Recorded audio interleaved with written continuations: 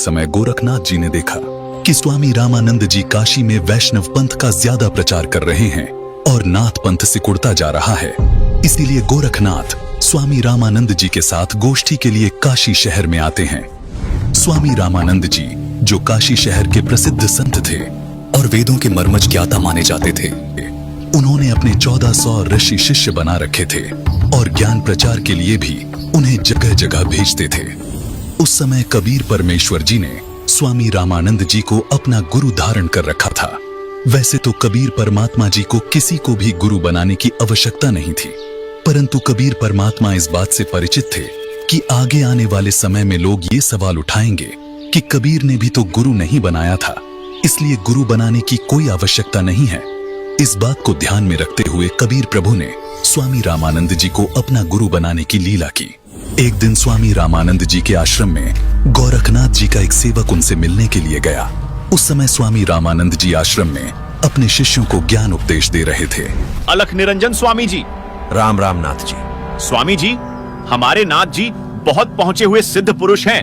वो आपके साथ ज्ञान गोष्ठी करना चाहते हैं, इसलिए मैं आपको अपने गुरु जी के आदेश अनुसार आमंत्रित करने आया हूँ। उन्होंने कहा है कि ज्ञान चर्चा में जो भी विजयी होगा वह अपने शिष्यों समेत जीतने वाले का शिष्य बनेगा। ये कहकर गोरखनाथ जी का शिष्य वहां से चला जाता है। गोष्ठी की बात सुनकर स्वामी रामानंद जी बहुत चिंतित हो जाते हैं, क्योंकि वे इस बात से परिचित थे कि ये नाथ परंपरा वाले साधु सिद्धि युक्त होते हैं और इन सिद्धियों को देखकर जनता उनको विजयी घोषित कर देगी, जिससे ज्ञान चर्चा का मूल उद्देश्य पूरा नहीं होगा और उस नाथ जी का मुझे शिष्य बनना पड़ेगा। स्वामी रामानंद जी ये सोच ही रहे थे कि तभी 12 वर्षीय कबीर साहिब जी आश्रम में प्रवेश करते हैं। प्रणाम गुरुदेव। क्या हुआ गुरुदेव, आप बहुत चिंतित नजर आ रहे हैं। दास के लायक कोई सेवा है तो बताओ। हे कबीर जी, कोई नाथ जी आए थे और उन्होंने स्वामी जी के साथ गोष्ठी करने को कहा है कि जो गोष्ठी के लिए नहीं आएगा तो वो हारा माना जाएगा, और दूसरी शर्त ये रखी है कि जो हार जाएगा वह जीतने वाले का सह अनुयायी शिष्य बनेगा। हे स्वामी जी, संतों को हार जीत की चिंता नहीं करनी चाहिए। हमें उस नाथ जी का सामना करना चाहिए और गोष्ठी में अवश्य चलना चाहिए। फिर मैं आपका दास भी तो आपके साथ हूँ। हे भगवान, आप कह रहे हैं तो मैं अवश्य ही चलूंगा। अब मुझे कोई चिंता नहीं। कबीर साहिब जी अपने मुंह बोले। गुरुजी स्वामी रामानंद जी के साथ ज्ञान गोष्ठी में जाने के लिए तैयार होते हैं। वो वैष्णव पंथी वेशभूषा पहन लेते हैं, माथे पर तिलक, गले में तुलसी की लकड़ी की माला, टोपी, झोली, सिक्का व एक फावड़ी।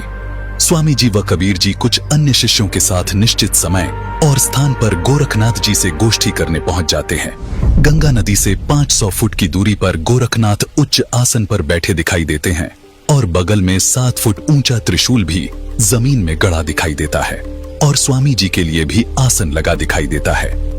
आ गए रामानंद जी। मुझे लगा था आप नहीं आएंगे, लेकिन अब आ ही गए हैं तो गोष्ठी शुरू करते हैं। स्वामी जी आसन पर बैठ जाते हैं और एक सुयोग्य शिष्य की तरह कबीर साहिब जी अपने गुरु के आसन के पास जमीन पर बैठ जाते हैं। हे नाथ जी, आप पहले मेरे साथ गोष्ठी कीजिए। अगर मुझे ज्ञान चर्चा में हरा दिया तो ही मेरे गुरु जी से बात करना। अरे तू है कौन? तू छोटा सा बालक, तेरी आयु क्या है और तू गोष्ठी करेगा मेरे साथ? पता है मैं कौन हूँ?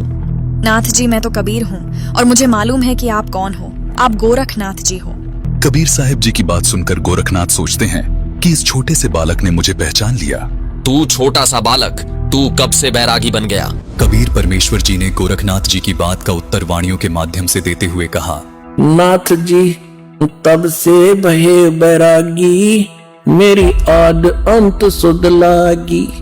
ढूंढूं कार आद का मेला, नहीं गुरु कोई ना था चेला। तब का तो हम योग उपासा, और जब का फिरूं अकेला। धरती नहीं जद की टोपी दीना, तेरा ब्रह्मा नहीं था जद का टीका। और शिव शंकर से योगी ना थे, मेरा तब का जोड़ी शक्का। द्वापर की हम करी फावड़ी, त्रेता का हम दंडा। सतयुग मेरी फिर दुहाई, और कलयुग फिरो नौखंडा। गुरु के बचन साध की संगत, अजर अमर घर पावे। कह कबीर सुनो हो गोरखे, हम सबको तत्व लखावे। हे गोरखनाथ जी, जब कोई सृष्टि नहीं थी तब मैं अनामी लोक में था। जब मैं अकेला रहता था तब पृथ्वी भी नहीं थी। तब से मेरी टोपी जानो। जब ब्रह्मा, आप और आपके गुरु मचंद्रनाथ आदि सब प्राणियों के शरीर बनाने वाला पैदा भी नहीं हुआ था, तब से मैंने टीका लगा रखा है। अर्थात मैं तब से सतपुरुष रूप में ही हूँ। सतयुग, त्रेतायुग, द्वापर तथा कलयुग, ये चारों युग तो मेरे सामने असंख्यों बार खत्म हो चुके। हमने सतगुरु वचन में रहकर अजर अमर घर सतलोक को पाया। हे नाथ जी, पूर्ण गुरु से उपदेश लेकर आजीवन गुरु वचन में चलते हुए पूर्ण परमात्मा का ध्यान सुमिरन करके इस अजर अमर सतलोक में जाकर जन्म मरण रूपी अति दुखमय संकट से बच सकते हो। अरे कबीर, तू छोटा सा बालक और ज्ञान देता है गोरखनाथ को। तेरी आयु क्या है? सबसे बड़ा मूर्ख वो है जो मेरी आयु पूछता है, और आप मुझे बालक बता रहे हैं। कबीर परमेश्वर जी ने गोरखनाथ जी को वाणियों के माध्यम से अपनी आयु को कुछ इस प्रकार बताया। जो बूझे सोए बावरा, क्या है उम्र हमारी। असंख्य योग पर ले गए हम तब के ब्रह्मचारी। कोटि निरंजन हो गए परलोक सिधारी। हम तो महबूब हैं भाई सदा ब्रह्मचारी। अरबों तो ब्रह्मा गए ये 49 करोड़ कन्हैया। 7 करोड़ तेरे शंभू मर गए, मेरी एक नहीं पलैया। कोटन नारद हो गए ये मोहम्मद से चारी। देवताओं की गिनती नहीं, ये क्या सृष्टि बेचारी। नहीं बूढ़ा ना बालक और ना कोई भाट भिखारी। कहे कबीर सुनो हो गोरख, यह उम्र हमारी। असंख्य युग प्रलय में चले गए, तब का मैं अमर हूँ। करोड़ ब्रह्म भगवान मृत्यु को प्राप्त होकर पुनर्जन्म प्राप्त कर चुके हैं। अन्य भगवान जिसका तुम आश्रय लेकर भक्ति कर रहे हो, वे नाशवान हैं। फिर नाथ जी आप अमर कैसे हो सकते हैं? अरबों तो ब्रह्मा मर चुके हैं और 49 करोड़ बार कृष्ण जी की मृत्यु हो चुकी है तथा 7 करोड़ बार शिव जी मर चुके हैं, लेकिन मेरी एक पल भी आयु कम नहीं हुई है। मैं अमर पुरुष हूँ। केवल सत्य पुरुष ही अजर अमर परमात्मा है तथा उसी का सतलोक अमर है, जिसे अमर लोक भी कहते हैं। वहां की भक्ति करके भक्त आत्मा पूर्ण मुक्ति होती है, जिसका कभी मरण नहीं होता। हे गोरखनाथ जी, ये उपलब्धि सोहम शब्द के जाप से प्राप्त होती है, जो उसके मर्म भेदी गुरु से मिलता है। उसके बाद फिर सार नाम मिलता है और सतलोक में वास तथा सतपुरुष की प्राप्ति होती है। करोड़ों नारद तथा मोहम्मद जैसी पवित्र आत्माएं जन्म कर मर चुकी हैं, देवताओं की तो गिनती भी नहीं। फिर आम मानव शरीरधारी प्राणियों तथा जीवों का तो हिसाब क्या लगाया जा सकता है। मैं न बूढ़ा न बालक, मैं तो जवान रूप में रहता हूँ, जो ईश्वरीय शक्ति का प्रतीक है। ये तो मैं लीलामयी शरीर में आपके समक्ष हूँ। ये सुनकर गोरखनाथ जी और क्रोधित हो जाते हैं और अपने त्रिशूल के ऊपर के भाग पर सिद्धि से उड़कर बैठ जाते हैं। कबीर, यदि तू इतना महान है तो मेरे बराबर में आकर बातें कर। हे नाथ जी, हम ज्ञान गोष्ठी के लिए आए हैं, न कि ये नाटक करने के लिए। आप नीचे आकर ज्ञान चर्चा करो ताकि जनता को सच्चाई का पता लग सके। तेरे पास कोई सिद्ध शक्ति नहीं है। तू और तेरा गुरु दुनिया को गुमराह कर रहे हो। आज तुम्हारी पोल खुलेगी। अगर शक्ति है तो आओ बराबर में, यहीं चर्चा करेंगे, नहीं तो हार स्वीकार कर लो। ठीक है गोरखनाथ जी। कबीर जी अपनी कुर्ते की जेब से 150 फीट लंबी धागे की रील निकालते हैं और उसके एक छोर को पकड़कर सीधा ऊपर की तरफ फेंक देते हैं। धागा सीधा खड़ा हो जाता है और कबीर साहिब जी उस धागे के अंतिम छोर पर जा बैठते हैं। नाथ जी, अब आप आओ मेरे बराबर में, यहाँ बैठकर चर्चा करेंगे। गोरखनाथ ज्यों ही ऊपर की तरफ उठते हैं, वैसे ही धड़ाम से नीचे गिर जाते हैं।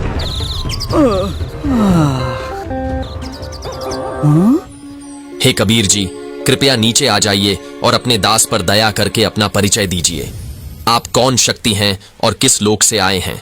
हे गोरखनाथ जी, मैं तो अवगत स्थान सतलोक से आया हूँ। मैं तो स्वयं शक्ति से बालक रूप बनाकर काशी में एक लहर तारा तालाब में कमल के फूल पर प्रकट हुआ, जहाँ से नीरू नीमा नामक जुलाहा दंपति मुझे अपने घर ले आए। मेरे कोई माता पिता नहीं है, न ही मेरी कोई पत्नी है, और जो उस परमात्मा का वास्तविक नाम है वही कबीर नाम मेरा है। आपका ज्योति स्वरूप, जिसे आप अलख निरंजन कहते हो, वो ब्रह्म भी मेरा ही जाप करता है। मैं सतनाम का जाप करने वाले साधक को प्राप्त होता हूँ। मेरा शरीर हाड़ चाम का बना हुआ नहीं है। मेरा मूल स्थान सतलोक है, जहां सतनाम के जाप के आधार से जाया जाता है। नाथ जी, आप ज्योति निरंजन के जाल में ही फंसे हुए हो। न जाने आपके कितने जन्म हो चुके हैं और कितनी बार आप 84 लाख योनियों में कष्ट उठा चुके हो। यदि आप मेरी शरण में नहीं आते तो आपकी 4 युगों की भक्ति को काल कलयुग में नष्ट कर देता है। हे कबीर जी, मुझे आपकी बात पर विश्वास हो गया है, लेकिन मैं आपकी एक परीक्षा लेना चाहता हूँ। मैं दरिया में डुबकी लगाऊंगा। यदि आप मुझे खोज लोगे तो मैं आपका शिष्य बन जाऊंगा। ठीक है गोरखनाथ जी, छुप जाओ दरिया में। ये सुनकर गोरखनाथ गंगा नदी की तरफ चल पड़ते हैं और साथ में दर्शक भी पीछे पीछे चल पड़ते हैं। गंगा के पास जाकर गोरखनाथ जी गंगा में छलांग लगाकर मछली का रूप धारण कर लेते हैं। कबीर परमात्मा भी गोरखनाथ जी के बाद गंगा दरिया में डुबकी लगा देते हैं और सैकड़ों मछलियों के बीच गोरखनाथ को पकड़कर तथा उनका असली रूप बनाकर उन्हें किनारे पर ले आते हैं। इस प्रकार गोरखनाथ जी ने कबीर साहिब जी को पूर्ण परमात्मा स्वीकार किया और उनके शिष्य बने तथा कबीर साहिब जी से भक्ति प्राप्त की। दर्शकों, यह 2D एनिमेशन वीडियो संत रामपाल जी महाराज के सत्संग प्रवचनों का अंश मात्र है। संपूर्ण आध्यात्मिक ज्ञान प्राप्त करने के लिए अवश्य सुनिए संत रामपाल जी महाराज के मंगल प्रवचन। तो दर्शकों, देखा आपने कैसे गोरखनाथ जी ने कबीर जी से नाम दीक्षा ग्रहण करके अपने जीवन को धन्य बनाया। वास्तव में कबीर साहिब जी ही पूर्ण परमात्मा हैं। अब देखिए इसी से संबंधित संत रामपाल जी महाराज के मंगल प्रवचन। अब क्या बताते हैं क्या कबीर